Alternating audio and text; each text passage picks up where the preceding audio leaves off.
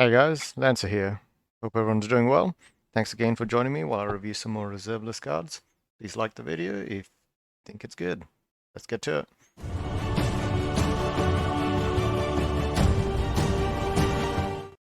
So the first card is Phantasmal Sphere, and I'll go straight to the card description.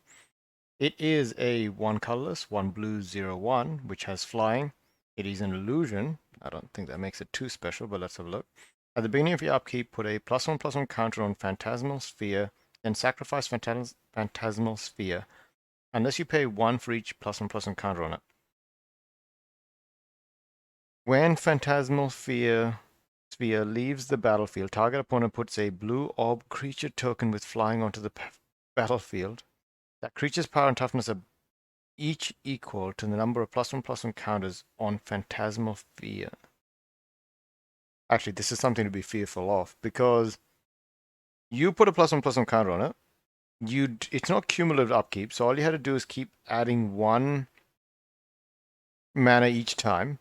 But it is cumulative in the fact that oh no, it pretty much is cumulative upkeep because it says 1 for each counter and you add a counter each upkeep. So it's cumulative upkeep, put a +1/+1 counter on it. So you had to keep your mana going. I guess in a green-blue deck this might be fine, but the problem is that there's no overall benefit.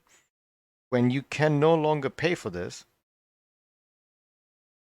it will become someone else's creature, and it says target opponent. Maybe in a commander deck, this might not be too bad. Worst case scenario, it's a +1/+1 counter enabling creature. You might have ways to move +1/+1 counters around. And more importantly, it is 2 mana for a 0/1 with... Nah, okay. I'm trying to make it work, but it doesn't actually make too much sense. You guys can let me know if there's actually use to this card. It's 32 cents on TCG right now. Moving on. Pillar Tombs of Aku. Aku. 2 colorless, 2 black. Enchant World. During each player's upkeep, that player sacrifices a creature, or that player loses 5 life, and you bury Pillar Tomb of Aku. 4 mana for a possible 5 life? Doesn't sound too good, does it? Because I actually think that's most likely what it's going to be. It is spiking up like crazy, and I actually like that artwork. It's 94 cents on TCG from Visions. I just can't see how this card is going to actually provide you the value similar to another card.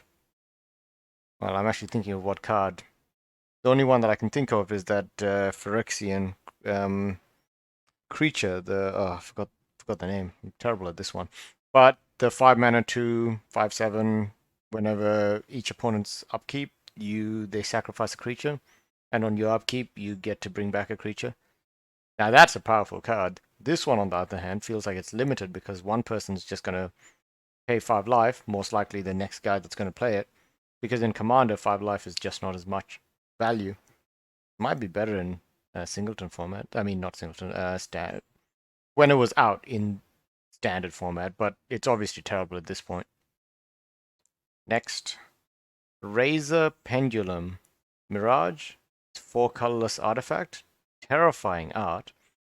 At the end of each player's turn, if that player has 5 or less life, Razor Pendulum deals 2 damage to him or her. It's a bit too limited in Commander. The best I can think of is that card that makes it target opponent's 13 life. The tree something. But 5 life is actually quite hard for someone to sit at in Commander. If you are sitting at 5 life, you're probably in a bit of danger in Commander in most cases anyway, since someone can just try to go straight for your face with any card that they have in their hands. Yeah, I can't think of this being a good card. It doesn't add for Commander damage. It doesn't take into account infect, so it's very limited to actually doing proper combat damage or other damage to the player and getting them down to 5 out of 40. I don't think it's that good. Yeah, nothing special about it. Next. Reflect damage. Reflect damage is 3 colorless, 1 red, 1 white, instant. Redirect all damage dealt by any one source to that source's controller. Wait a second, wasn't there a 2 mana card that did the same thing, like something palm? Which, has that guy's fist like all broken up? Terrible. This one feels like a much weaker version of it. I can't even get it out with Sunforger. And anything that I can't get with Sunforger in red and white, I instantly dislike because it's pretty much the best benefit of getting red and white spells in the first place is what you can do with Sunforger. So, yeah, I feel like there's a better version of this card that's much, much cheaper. So I don't really know why you'd want 2 of them anyways, since one of them can actually be found in other ways. So, nah, all good. Moving on. Rebecca Wizard Savant. 2 colorless, 2 blues, 0/1. It is a legend. That's pretty cool. Outside from that, it has tap. Rebecca deals 2 damage to target creature or player and does not untap during your next untap phase. So,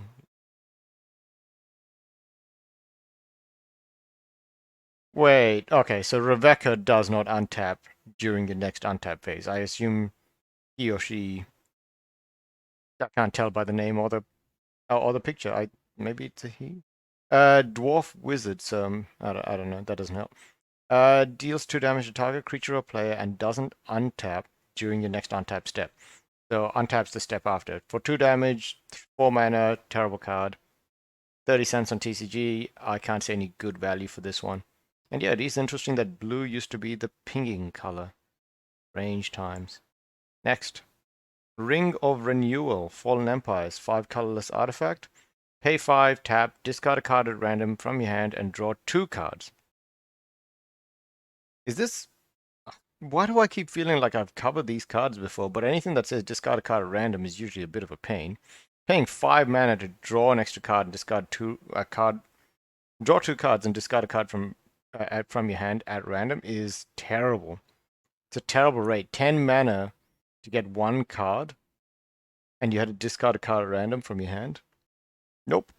There's better cards in reserve list itself.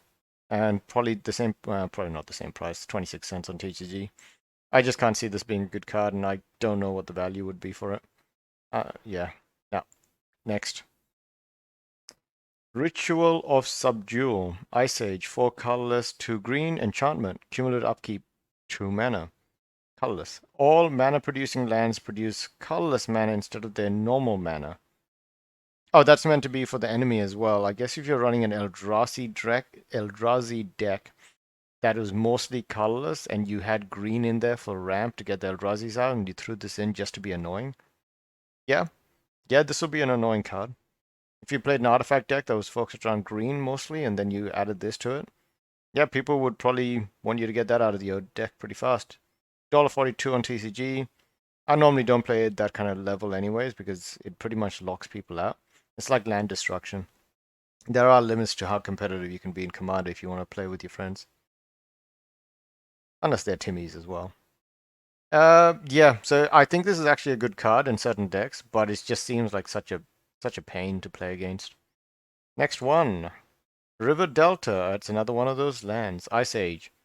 Gonna move to the land card description. River Delta doesn't untap during your untap step. If it has depletion counter on it, at the beginning of your upkeep, remove a depletion counter from River Delta. Tap, add blue on black, put a depletion counter on River Delta. Once again, seems like a terrible card. You get 1 use out of it, and then it has to untap the turn after.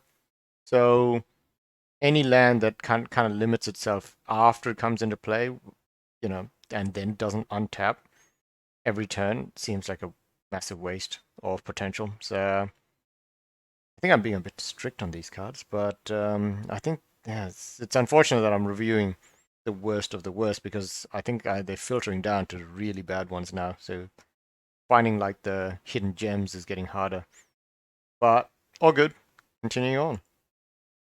River Fork, 2 blue mana for a Merfolk from Fallen Empires. It is a 2/1, so 2 blue for 2/1. Pay Blue, Mountain Walk until end of turn.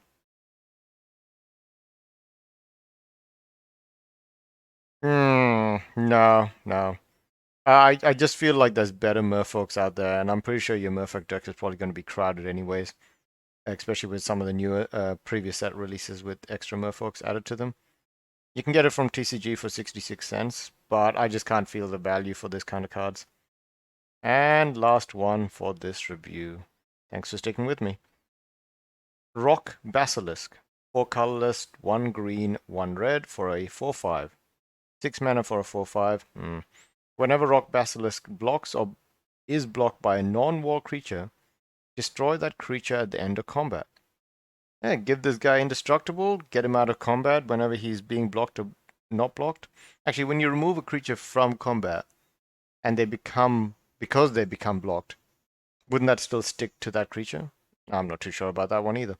35 cents on TCG. I just can't see the value for this card either. Sadly, I think the best card that I've seen is Ritual Subdual. Yeah, that's the best card I've seen. So let me know what you guys think. Let me know what you guys think, and I'll hopefully make more of these in the next couple of days. Thanks again, guys, and like and subscribe. And please let me know if there's anything else that you would like me to talk about. Thanks. See ya.